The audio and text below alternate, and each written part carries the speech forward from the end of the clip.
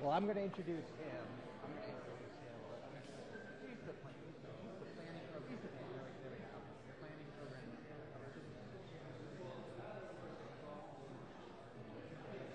Yes. So, am I introducing Greg or I? Okay. So I introduce you to okay.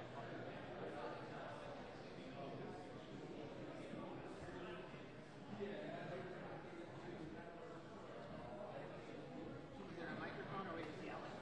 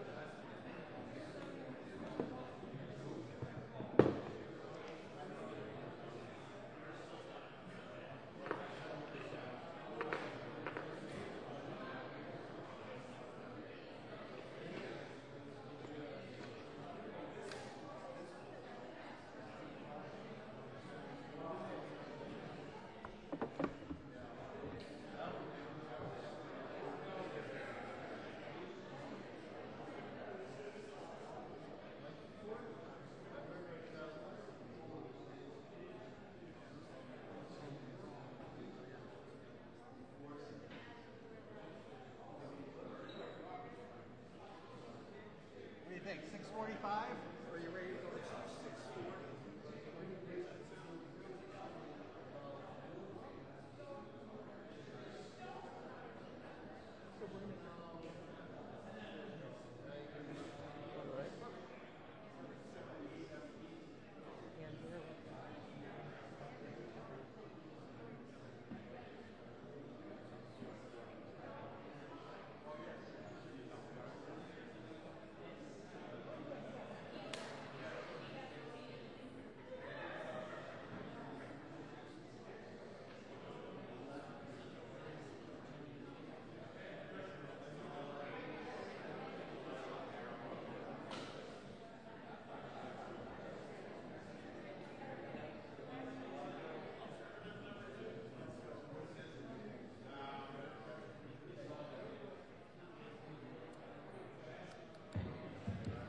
Hello?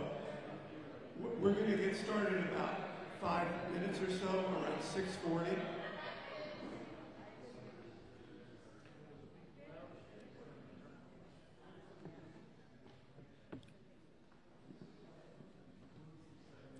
You didn't have to stop talking.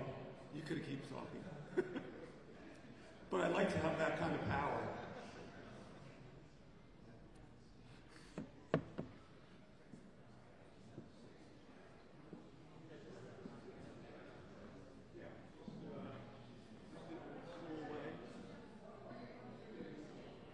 Just go down like that. Oh, the down button. Yeah, just do the down button. Okay. Just go.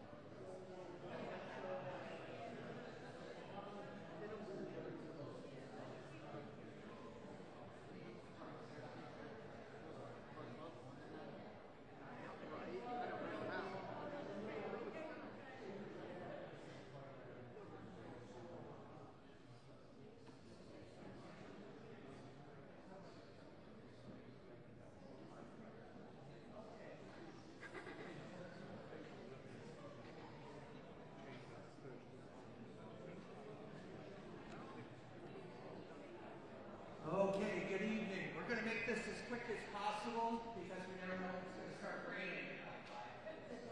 But thank you so much for everyone coming tonight to meeting. We appreciate you being here. My name is Richard Bennett. I work for a company called WSP. WSP is an engineering firm, actually a local office in Troy. But we are assisting as a consulting engineer. We are assisting New York State Department of Transportation. So what my job is to make sure that everyone, most importantly, here is safe. There are exits. Should you have to evacuate quickly, there are the exits over to the left, the 2 exits where we came in, and there's a whole other set of exits down towards the back corner. Boys and girls rooms, outside and to the left. So before we get going with our actual program, first of all, what I'd like to do is, most importantly, thank our host here, the Manans Union School District, for hosting us here today. I think most of you know that person there carrying the chairs is the superintendent, Jennifer Nava, who's been just a tremendous help to us today. So we really appreciate it. So before we get going with the actual program, what I'd like to do is welcome our mayor, Mayor Marsh, for a few words before we get started. Thank you. Good evening, everyone. Thanks for coming. The Village of Manans has 3 major projects that are all interconnected. First off is, I think everyone's heard of the Free Mansion 77 project. That's from the Albany all the way to the host section of the 787. The piece that plays into that is the piece that we're discussing here today, which is the 378 bridge connection, and then its interchange with Route 32 on Broadway and Manans.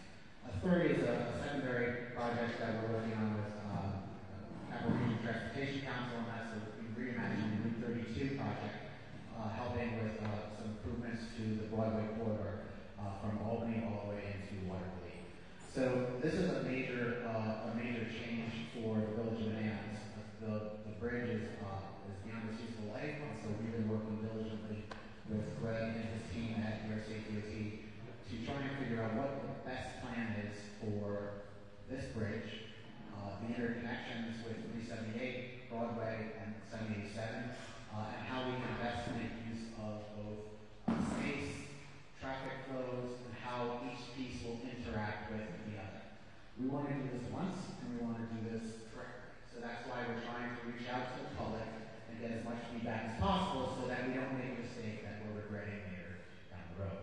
So your input is valuable in this whole process, and I hope you'll provide some comments about some of your ideas. And before I turn it over, I just want to recognize 2 of my board members here, Nick Algridis and Molly Harbour.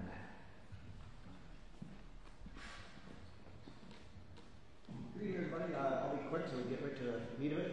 My name is Greg Richer. I'm the Region 1 or Capital District Planning Program Manager with New York State DOT. Basically, that means my office helps craft all the capital projects that end up in construction to improve and keep the network functioning. All the construction machine now in season is our office starts way before whenever hits the shovel in the ground. But that's my role there, and hopefully we see this to get this to fruition someday. With that, I'll turn it over and get the team going. So.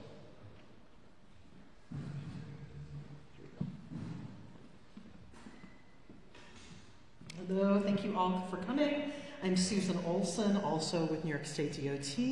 I'm the project manager for this Pell study, and we have an awesome team here tonight. Again, from WSP, Bernard Callis. He's the project manager, and he'll be coming up shortly after me. And then he also has his environmental lead here, Nicole Weymouth, and Katie Craig. She is the traffic engineer. And actually Barrett is here tonight too, and he's developed some incredible concepts for us. So I'm going to start out. Beautiful. You see the bridge here. Tonight we're going to focus on the western section of the corridor, which is 378 from 787 to 377, so the Menands side. But we did a lot of work previously in 2022 and 2023 in the Troy side because the impetus of this study was the Troy-Menands Bridge. And so again, here's the agenda for tonight. I'm going to give a little brief overview on what a Pell study is and the study area. I'm going to speak about the purpose and need of the project. We're going to review the corridor concepts, talk about the extended corridor limits up to 377, talk about the agency and public outreach that we've done this far, and then we're going to talk about how we evaluated the bridge concepts, as well as the concept that we'll talk about for 32 and 378. And next steps. So here's the general study area here. We have the city of Troy, and we have the village of Menands, Rensselaer, and Albany counties. And then you see 378 is the connection between your village and South Troy. That carries 378. The Troy-Menands Bridge carries that. The bridge was built in 1932, and it does need to be replaced in the near future, but it is safe to drive on. I like to let everyone know that. But we want to reduce the crash frequency along the bridge and the adjacent sections of the roadway. And there is a need for a direct bicycle pedestrian facility across the bridge. So here you can just see the study area a little better with the roadways here. 378 in Troy becomes High Street, and then you'll see Morrison Ave there and Mill Street going all the way up to HVCC, and that's US 4. And then again on the western section of the corridor, that brings us over 787 to 32, which of course is Broadway, and up to 377. So what is a Pell study? It's a planning and environmental linkages study. It's a collaborative transportation decision-making approach. We consider the environmental, the community, and economic goals early in the process. And these are desktop analyses. So they're very high level. These are macro level analyses that we've done to this point. But we use this information, the analysis, and these products to inform the environmental process or the NEPA process. And really the goal of this is to look at any problems now that we can see at this high level and tackle them now. So once we get into the NEPA process, it's smooth sailing. So here are the needs and the purpose. Again, we want to maintain this cross-river connection between Menands and Troy. We know, as I said, the bridge is nearing the end of its useful life, and we want to bring it up to modern standards. Again, a bridge that was built in 1932 is not a bridge that is built in 2025. So we are going to repair or replace the existing infrastructure. We want to deal with any congestion and delays, and so we're going to look at traffic operations. As I said, we have traffic collisions over the bridge. I think it's the fender benders, because people are flying off 787, they get on the bridge, and then there's that sight distance issue in Troy, and boom, all of a sudden you hit the car in front of you. But we also really want to make sure that we have connectivity for all modes. Right now there is a trail access on the Menands Bridge to the Empire State Trail. Any future bridges will make sure that we reconnect to the Empire State Trail. But we've also had a lot of input from the community who wants a direct bicycle and pedestrian connection over the bridge. And now I'm going to turn it over to Bernie Callis from WSP. He's going to walk you through these concepts. Thank you, Susie, and really thank you all for coming out tonight. Thrilled to be part of such an important project and really an interesting project. So Susie mentioned we started looking at this in 2022, 2023. So the first part, what I'm going to do is just bring you guys all up to speed. All right, so what we did in 2022 and 2023 is we looked at 9 concepts, and you saw those concepts lined up, and it may have been a bit confusing for you first-timers, like, what am I looking at? So those 9 concepts, we also had what's called a no-build, and the no-build is our baseline for comparison on how these 9 concepts performed relative to a no-action condition. So that is basically DOT continues to maintain the bridge the way it does today, keeping it safe, doing the regular maintenance. But without a major rehab, the deterioration of that bridge, as Susie mentioned, built in 1932, we would end up with load postings. That means certain trucks, size trucks, would not be able to go over that bridge in about the next 10 or so years. And by the early 2040s, the condition would deteriorate to the point where the department may be looking at a closure of that bridge and looking to divert traffic to the adjacent bridges. Hence the importance of this project and the Pell process that Susie laid out. All right, so concept number 1 is, let me go back, sorry about that. Concept number 1 is taking it a bit further. That's the rehab, and that's what's shown on this. I'm sorry, it went to concept number 2. Sorry about that. I'm getting ahead of myself. All right, so concept number 1 is the rehab. So essentially, it's taking the existing bridge and doing that major rehab. So let me orient everyone just a little bit so everybody sees where we're talking about, because some of you may be the first time. North is straight up, right? The Hudson River right there in the middle. Menands, where we are, on the west side, and then Troy on the east side. The 2 major access routes to Troy, in Troy from the bridge are Morrison, which go up the hill, and also Mill Street, which go up the hill, and then lead to Route 4, where those big major traffic generators are, one of them notably HVCC. On the west side of the bridge, right, the bridge comes over, we have 787, where we have an interchange with that, where, as the mayor had mentioned, there is another study going on, and we coordinate closely with that team.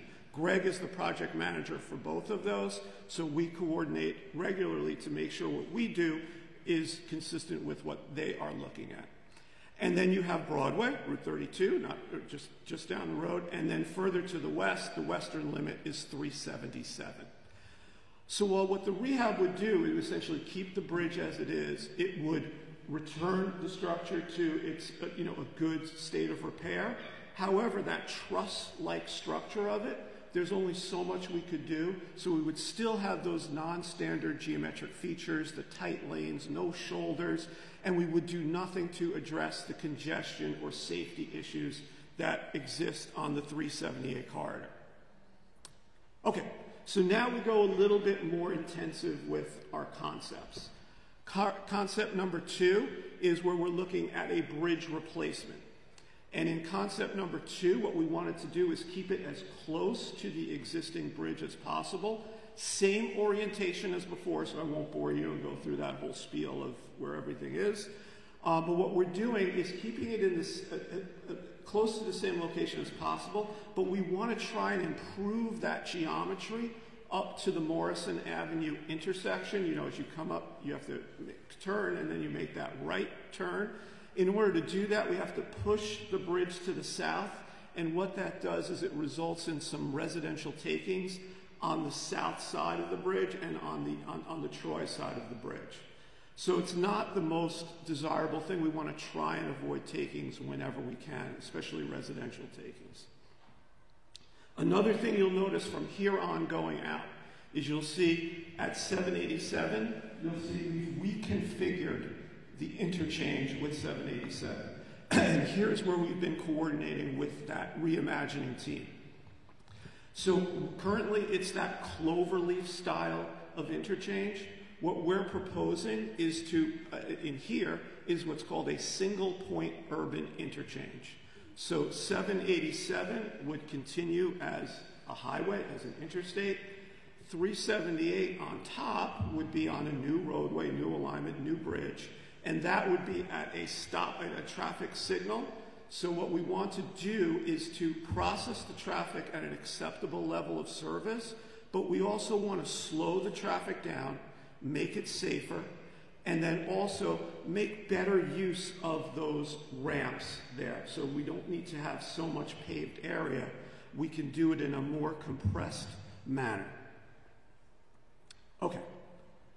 Now we're getting a little bit more intensive as we go through these concepts. Concept 3 moves the bridge a little bit further to the north, and what that allows us to do at Morrison is, instead of having that right turn when you come over the bridge and you have to make the right turn or the left turn as you come down the hill, now what we're able to do is align the bridge approach directly across from Morrison. So we have a nice traditional 4-way intersection between 378, Morrison, High Street, and Stowe.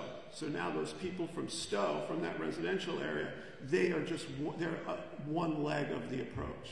So what that does is it makes the intersection operate more efficiently, and also, because it's operating more efficiently, also safer. All right, concept 4. So this is the concept that goes as the furthest to the north. This is as far to the north as we looked at. And what we did here was move that so that instead of making the connection with Morrison, we actually make the bridge connection with Mill Street. And Mill Street has a couple of advantages. One is a designated truck route. 2, it is wider. It's also not as steep as Morrison. And also it's just more acceptable to traffic because you have that better geometry that comes at that intersection. So the reconfigured interchange with 787 would be the same. We would just have to push that a little bit north. And what we were doing in order to make the connection from that northerly alignment down to the existing 378 alignment is we're using the roadbed of one of those existing ramps, one of those existing cloverleaf ramps.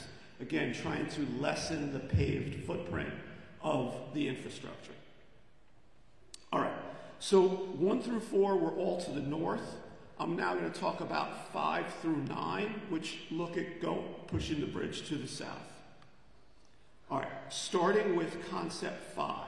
So concept 5 moved the bridge to the south, and what it did was make a direct connection to Route 4, where those major generators are located, HVCC, the schools, and all the retail. Couple of downfalls or a couple of issues with this concept is, one, we then create a big point of congestion down in that southern part of the corridor. We also cut off access for Troy, because now the people from Troy and South Troy, they don't have that easy access to the bridge.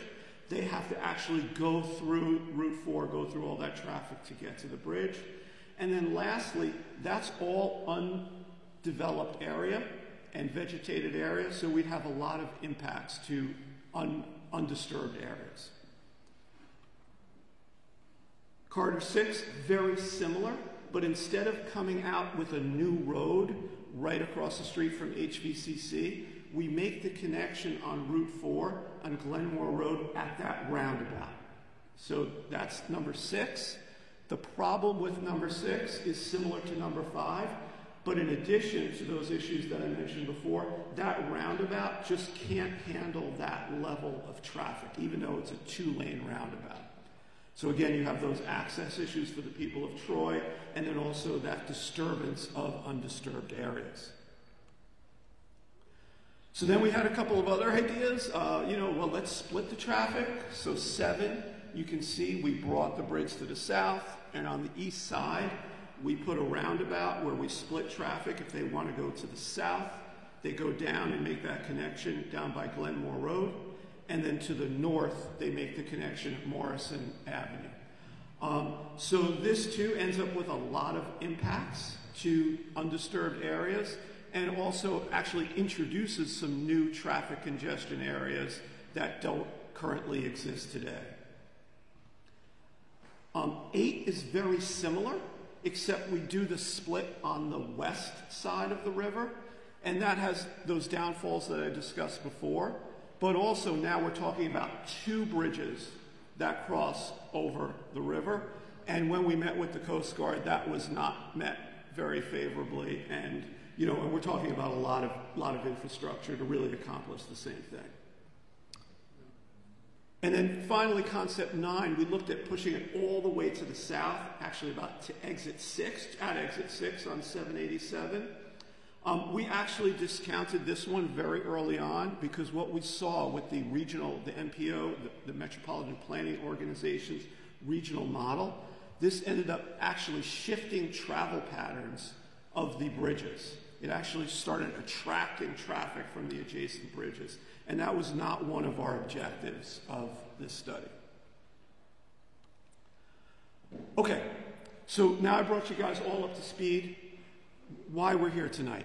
So we did a lot of public outreach. I see a lot of familiar people. And what we heard is we need better access for bicyclists, pedestrians, just in general, better access from Troy to Menands and points west. And this is a beautiful picture. I walked this last July. It was hotter than actually in this gym, if you could believe it.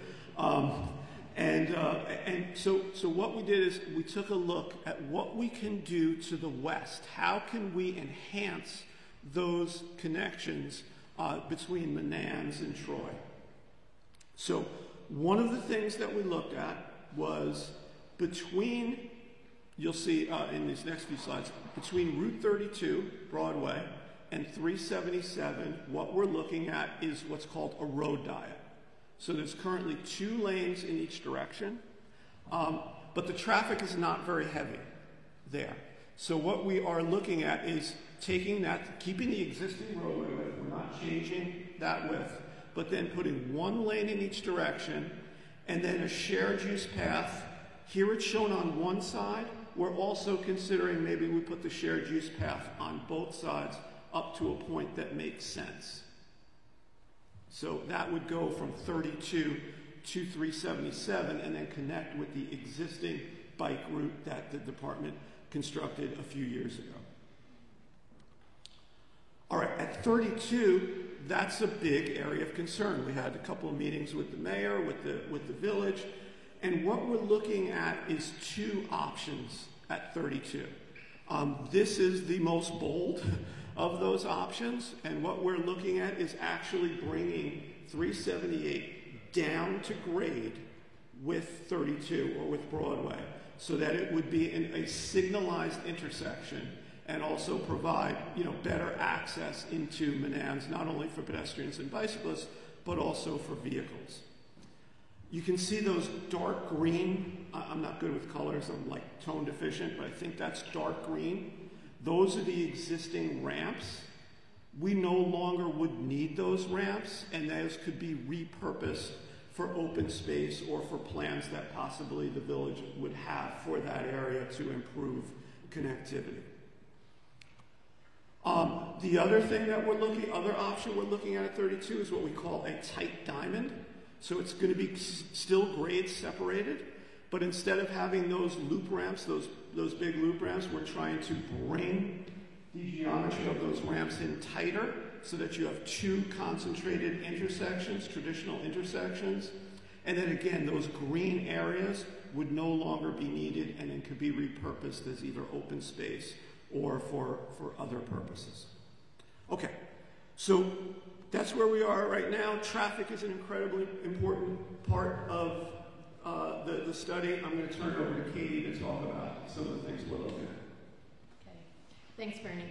So as Bernie just said, previously we had done a lot of work on this study in conjunction with the Capital Region Transportation Council. We worked together using their travel demand model to input all these concepts so we could see how the travel patterns would be affected because of these concepts.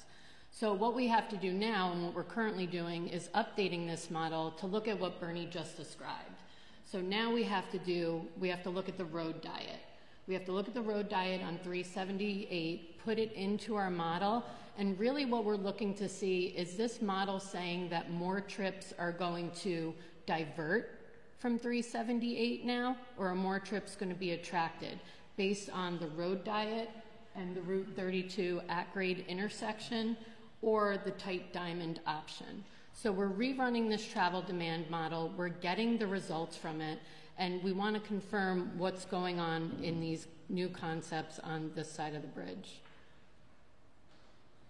So the next step is when we get those output results from our regional model, we look more localized at a traffic model at these specific locations, and we take the outputs and we put them into what we call hourly flows, our peak hours, traditionally your AM commuter peak periods and your PM commuter peak periods. And we want to just ensure that these concepts and the new demand for these concepts, that they're going to be able to process the traffic. So if you go back to the purpose, need, goals, objectives of this project, we want to ensure that we are not increasing travel delay or travel times through this corridor. And that's really the purpose of doing these more detailed microsimulation traffic models. So we're in that process now. We're actually wrapping it up pretty soon, and it'll be part of our report documentation. And then next, Nicole is going to talk about some of our environmental considerations. Thanks. Hi, I'm Nicole Weymouth, environmental lead at WSB. So I'm going to touch really briefly on the environmental screening we did for a bunch of different resources. This one would just sort of focus a bit more on the floodplains because that's really one of the issues that affects that western area that's the add-on to this study that we're talking about. Obviously, there's floodplains associated with the Hudson River. The Hudson River receives tidal flows up to the Troy Dam. And the existing floodplains actually go up to the Route 32 that we're talking about. So the 1% annual flood, there are some floodplains there. But DEC, Department of Environmental Conservation, does have their 2024 official sea level rise projections, and that is, projecting, up to a half-foot sea level rise through the mid-Hudson area by the 2030s. And so that's a factor that we want to consider whether we want to go at grade or keeping the interchange elevated at that area. But as part of the PEL study, we did really high-level environmental screening of all these resources in order to compare the different concepts. When I say high-level, we really were looking at existing online data and wanting to do sort of more of a qualitative comparison between the different concepts. We did meet with a lot of the resource agencies and got some of their feedback and added that input into our analysis. So this is really, quite summary level. We have a lot more detail in our study, but we've updated this assessment to include that western, road diet that we're talking about. And just this is a quick way to compare where there will be impacts, whether it be to wetlands in the floodplains as we talked about, which probably impacts really all of the concepts. The coastal, landward coastal areas for most of them, and in addition, there are some of the local waterfront revitalization programs that would be impacted depending on the bridge location. And when we're talking about natural areas, there's some benefits actually when we're going to be making these interchanges a lot more efficient. There's potentially some natural areas to be gained back. So these are more of the more man-made type of resources. We were comparing impacts to the parks. Focus, we already talked about the Empire State Trail, as well as any small parks along the way. Cultural resources, we did meet with the State Historic Preservation Office and the tribal nations that have an interest in this area. There are, some areas of particular archaeological sensitivity, and so again, this was very high level, but we did identify and compare that some of the concepts would be would have a higher likelihood of impacting those resources. So just as the green being pretty positive, down to yellow, moderate, some impact, and red having the highest level of impact and being a bit more negative. But as I say, this is very qualitative assessment. The next phase, when we went into the National Environmental Policy Act environmental review, we get into a lot more detail. We do things like delineations, and more detailed studies to really quantify the impacts for the different alternatives that will be analyzed. So just again, qualitative like noise, there would be a much more detailed study, but we looked at how it would be impacting noise-sensitive receptors. Mobility would be a benefit by improving a shared use path there. And the navigation, we had conversations with the Coast Guard, and they had some input on where you would locate a new bridge as far as visibility, and definitely 2 bridges, not as good as 1 bridge. We had a lot of outreach as part of our, the 2022-2023 period, and then we've added on to that as we've supplemented the study. That included some, the steering committee, transportation partnering committee, regular meetings, and we had a couple of the resource meetings with all the different agencies, as well as the 4 public information meetings and the Neighborhood Civic Association workshop. And then to supplement the larger resource agencies, we had quite a few one-on-one meetings with these resource agencies. And these would be the tribal nations and the resource agencies that would have an impact, have a say in the evaluation of these impacts in the NEPA phase and the permitting phase. And they were able to give us a lot of input on, more informal on what, maybe there's some of the preferences are and where there are some additional, resources or concerns that we should be considering. So we did do some follow-up with them when we added on this additional study area. So with that, I'm going to pass it on to Susie to wrap it up.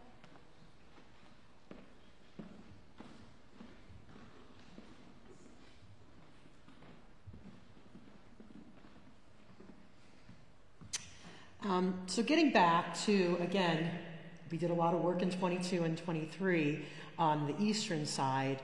And again, in terms of the bridge, we want to improve the structure condition and deal with those the roadway geometry. Like Bernie said, has no shoulders and super tight lanes. We want to address the traffic issues and the congestion on the bridge, enhance non-motorized travel, bike ped facilities, minimize impacts, the impacts that Nicole was just speaking of, and provide sustainable solutions. So these are the objectives when we're looking at those 9 concepts that you see along here on those poster boards. That's what they were measured by. And it's kind of hard to see here, but again, when looking at the bridge concepts themselves on the eastern side, the 2 concepts that met all the project objectives are 3 and 4. And number 3 was the bridge connecting to Morrison Ave, making that a traditional intersection with Morrison Ave, and then a new bridge connecting to Mill Street. Along with whenever you do a project, there's a true no-build, and like Bernie had said, that would just be maintaining the bridge right now until we eventually have to close it. So 1 or 0, the no-build, 3 and 4 are the concepts that we're recommending move forward for the bridge itself. And here it just says that again, and this beautiful waterfall, you'd never know it unless you were in Troy a lot. This area, there's a natural area between Morrison and Mill Streets. It's part of the Burden Pond historic area, and this waterfall exists right there in the middle of South Troy. So I thought I'd put a picture there. But again, these are the recommendations moving forward. For the bridge itself is the no-build concept. Then 3 is the T intersection with Morrison Avenue. 4 is the connection to Mill Street, and that would be grade separated, so there would be a flyover for regional traffic and then an at-grade intersection. Right now on the concepts, we're showing it as a roundabout, but it could be something else. It could be a more traditional intersection, because I hear that bikes don't like those roundabouts, especially 2-lane roundabouts, although this probably would not be a 2-lane roundabout. And anyway, and then for the western side, the 2 intersection and interchange options, we're going to progress both of those. So both the at-grade intersection that Bernie was talking about, a signalized intersection bringing all the traffic down to 32 or Broadway, and then the tight diamond interchange that Bernie also showed. And what that does is it gets rid of those great big clover leaves that suck up a lot of your space here in Manans. Even though that's floodplain, you could look at parkland. There are all kinds of options there. Manans would have first dibs on all that land. We would turn that over to you, DOT would. So those are the recommendations from the study that we're moving forward to the next phase. And that kind of ends our presentation here. We're happy to take questions. I know some of this was hard to see. If you want to look at the bridge concepts and the 32 and 378 interchange, all the boards are here that give you a lot more detail, and we're happy to answer questions at the boards, but I'm happy to take questions now for our team, if anyone has any questions. Susan, before we get started, what I'd like to do is, just so everyone can hear, if you have a question, raise your hand. Either myself or Ben will throw over the microphone so everyone can hear. One last thing, it's my last chance to do this. If you haven't signed in at the clipboard, you have this sheet of some sort at your chair or somewhere. We definitely would like to be in touch with you. We'd like to constantly keep in touch with you, both in two directions, both hearing from you and providing any updates as to what's next. So let's not forget about those. And the smaller card has the website with all this sort of information on it. So Bernie, if you want to come up and be with Susan for questions. Okay. And you may pass it on to... Yes, we had a question.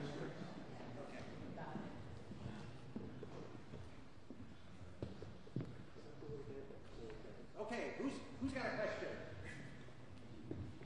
Just an observation. Number one, 378 was an at-grade intersection at 32 before they built 787. Interesting. Right about where it is right now, that was an at-grade intersection, and then it just kind of went over the bridge. And number two, when the Manans Bridge was built, they proposed a parallel road to Route 32 going south. At that time, when they were doing it, Erie Canal came through. So they proposed a roadway on the east side of the canal, going all the way to what used to be Manans wards, Montgomery wards. Interesting. And a road coming up that, I don't know if you consider anything like that to alleviate traffic on 32. No, I mean, this project, again, the impetus was the bridge itself, and then, we carried 378 across, and that brought us to the western side to 377. So at this point, we're really just looking at 378 from downtown, South Troy, all the way to 377, and making that connection. So no parallel roads at this point. Just a quick question. What is your overall time frame for the completion of the whole project?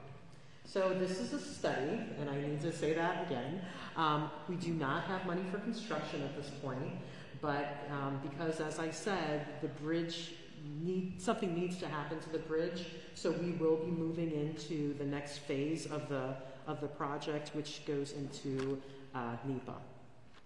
And we're about a year out, Greg. Yeah, to start that, and then we're going to get further along in the NEPA process, and then hopefully, while that's ongoing, secure the funding to implement. Get shovels in the ground. Hi, thank you for this meeting. I appreciate it, and for all your staff. I really appreciate it. As far as the two concepts for 378 and 32, between the at-grade intersection and the keeping a bridge and then just having an intersection on either side with a diamond. Definitely between the two, I would prefer the diamond where you have that bridge going over. Anything where traffic is not coming in contact, particularly with pedestrians, the better. And if you're going to have a road diet, having the momentum of going west and having a fast speed to make it up that steep hill, particularly on steep, in terms of the winter with hail and rain and snow and sleet, they're going to need that momentum. And I think having that bridge there, like it currently is, would be much better. Would it be possible, instead of having a traditional diamond intersection at 32, to have a spoolie there and still keep the bridge? Is that, engineering-wise, is that a possibility?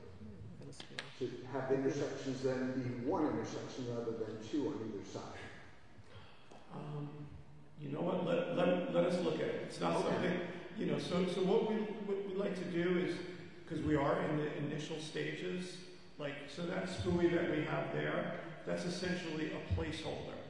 You know, we're analyzing, we know it works, but if we see something better as we go through preliminary design, then we're going to have other meetings with you and discuss that. So I'm going to write that as a comment, and let's see. And hopefully in a year, we'll come back and be discussing, you know, interchange configurations for 32.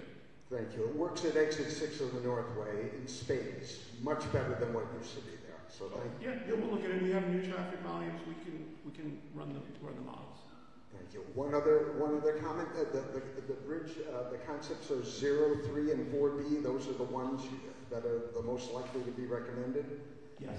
And 0 is a no build, just maintain what you got. That's not much of an option considering the age of that bridge. Now, I think you're really I don't think keeping that bridge alive for much longer is in anybody's best interest. So, just between all of us, 3 and 4B. Thank you. Thank you. Yeah.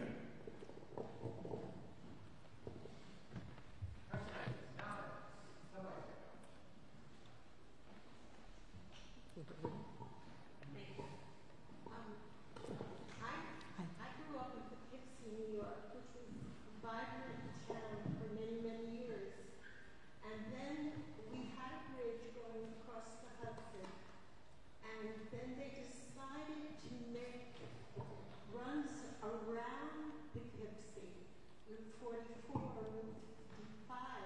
People stopped coming into Poughkeepsie to buy something, to have a coffee. And it went on for years. And Poughkeepsie, sadly, is the shell of what it used to be. So I think your conversation today is very good and important. I like talking about the environment, but I think that for Brian and people who live near 32 and Troy, that you have to make sure that you're not cutting back on any of the trade and commerce. Do you think that's possible?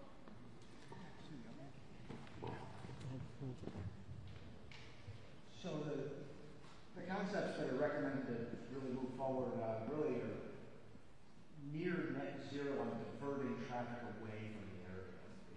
It's really the objective to handle the projected traffic more efficiently than it is today. So it's not, by the sounds of it, you're alluding that they diverted traffic and sort of harmed. Yeah, so here we're not looking to divert traffic or take traffic away from either the city of Troy or the village of Manans. And I'm very familiar with Poughkeepsie. I grew up in Orange County, so I know that area very well. And I think one of the things that the mayor, I don't want to put words in his mouth, but when we met at the mayor's office, one of the reasons for looking at the at-grade intersection was to try and make it more attractive, for people to go into Manans. So so that's why we're looking at those two options. But maybe a lot of signage would be important in those areas. Mm-hmm. Yes. Yeah. Absolutely. Okay, I think there was someone.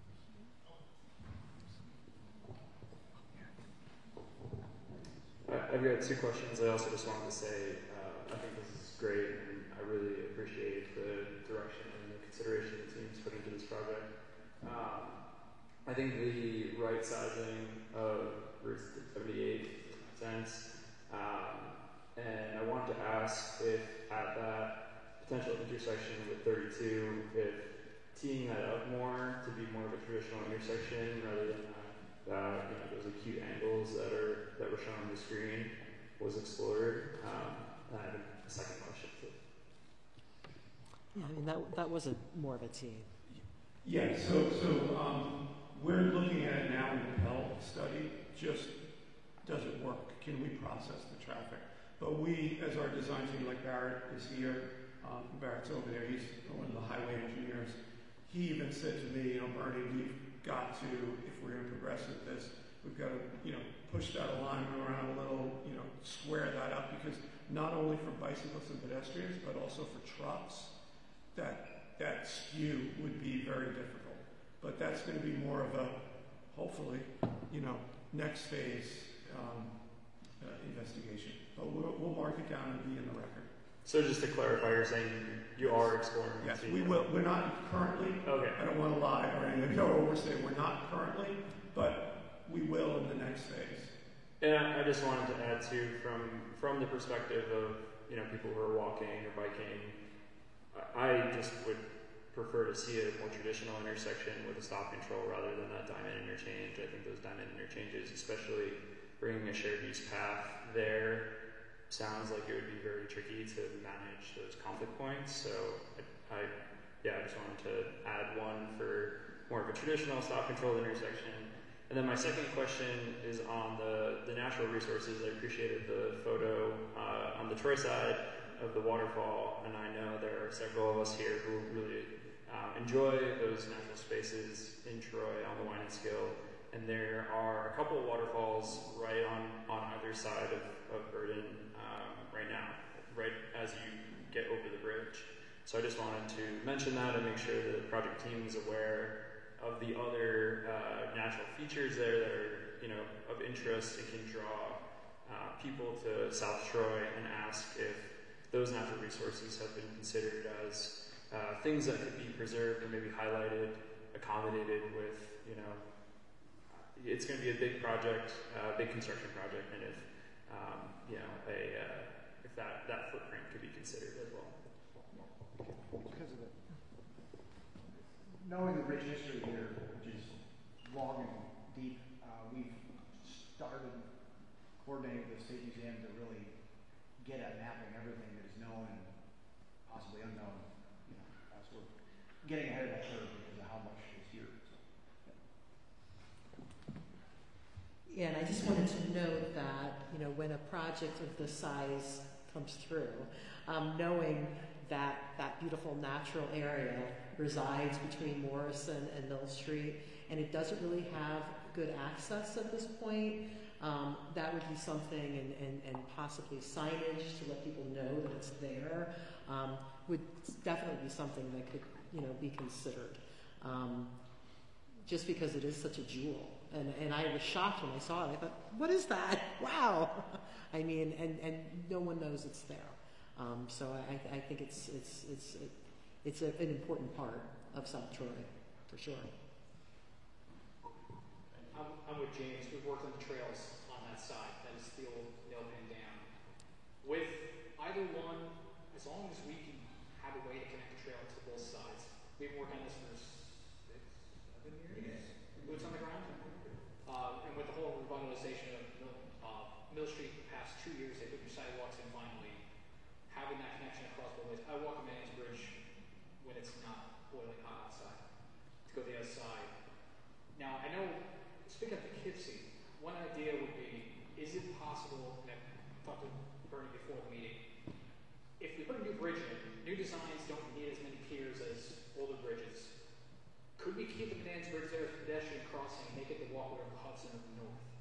And make your pedestrian access on the current Man's Bridge, restore it, but still have that walking, biking, you can even put shops in there between both Manans and Troy side, having little vendor shops, cafes, have a beautiful view from that bridge. When you have traffic going by, you're not going to be able to see it no matter what. Just an idea, I know it's going to cost a lot of money, but just an idea for the future of like having a recreation economic corridor using the existing bridge. It is historic, it's Art Deco. You don't see bridges built like that anymore now, just boring flyover bridges. Just thank you.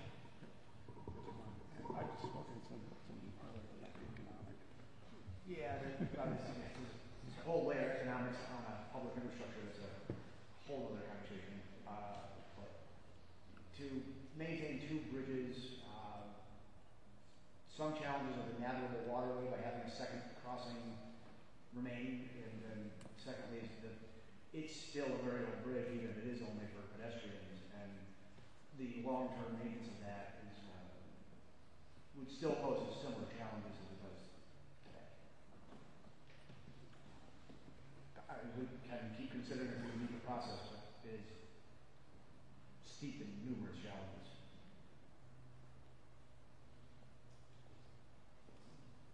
Anyone else? Yes. What's wrong with the current, what is it, 32 and 378 interchange that you want to plow it under? The intersection, and I dare say 378 to the west was designed, I wager, to keep going and get built further out and just through there's various roads around the area that were built with a high capacity to a direction and then stopped because there was a recognition that the long-term growth was never going to need that. And in the long-term view of assets we own, to own less bridges is a more efficient use of your tax dollars. And the footprint of the land there, I don't want to quote the mayor of Manans, but he would like someday to have more land on the tax rolls than off. And that's quite a bit of land right there in relation to the size of the village. So it's sort of meeting the needs that the village has presented to us. Okay, I'm more of, if it's not broke, don't fix it, but if you don't have the money either, you take that money and put something else. It's not a necessity. It's nice. It's a, what do you want to call it, a card you put on jingles, you know.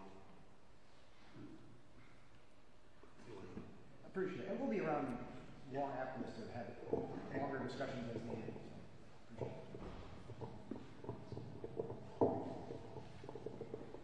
Hello. I live on Troy's side of the Troy Manans Bridge. The first street off the bridge is Forbes Avenue, Dead End Street.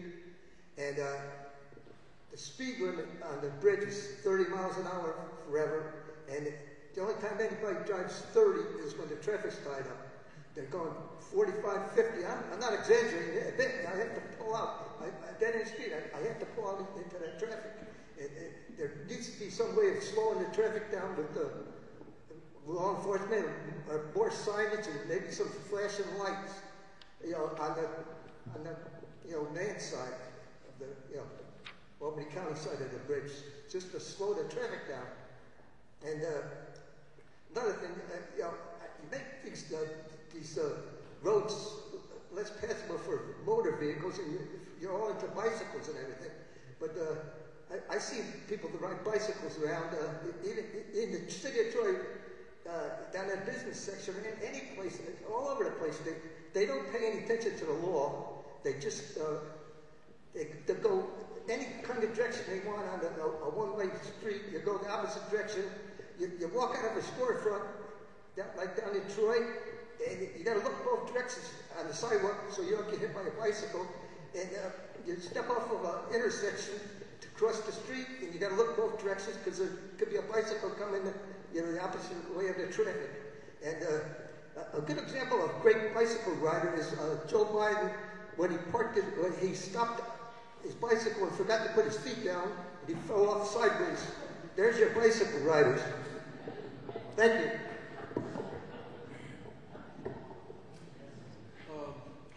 Just a quick, if you bring 378 down to 32, down the grade, there's two streets, Glenwood Road and Harts Lane, just to the north of that intersection. With today's traffic, getting out of Glenwood Road, which I live on, between 8:15 a.m. and 8:45 a.m. is almost impossible, north or south, because you have the FedEx trucks coming out and the normal traffic. I would say no less than 100 FedEx trucks. If you bring that road down to grade and put traffic right there, it's going to be impossible to get out of Cleveland Road because nobody's going to give you a break coming south or north. No, this is a great point. Let us look at that. Thank you. Hi. I really appreciate your investment and interest in the bicycle and pedestrian infrastructure. In multi-use paths, I do often have an issue with, cyclists coming up on pedestrians quickly and stuff, and I just wanted to confirm if there's potentially space for 2 multi-use paths. Are you also looking at like a separate bike lane and sidewalk situation, or is that really mostly just multi-use what you're considering? Thank you. I think at this stage we're looking at the high-level connectivity and the exact configuration with the striped bike and then striped ped. That can come later in the exact configuration. So we'll note that for sure in the future. Let me just add one thing. And we did just meet with the bike ped coordinator in our central office, and she had a couple comments. One, generally speaking, when you build facilities like this, they come. Build them and they will come. And she said, don't undersize the facility.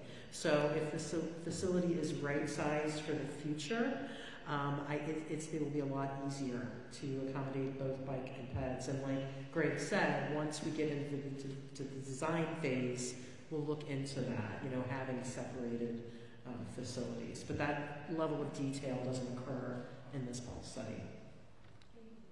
And the other thing that she brought up, by the way, is she said, oh, no.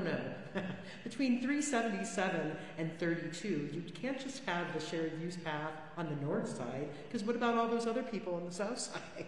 She said they're going to want to cross through that traffic. So she suggested, if we're repurposing that pavement as, the current width that's there, to have a multi-use path on both sides from 377 to 32. But then, of course, once we get to the bridge crossing, it's going to be another story. We're going to go to the north.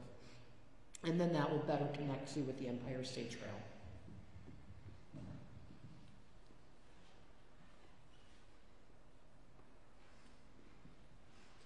Anyone else? What's that? Yeah, feel free to look at all these boards here. We're right here. We can answer questions. It's sometimes easier if you're right in front of it to point to something and have someone there to answer your question than sitting in the seats. But we thank everyone for coming. This is a great turnout on a summer evening. And cookies. No one's touched the cookies. We brought you cookies. Please get a little sugar. Thank you so much.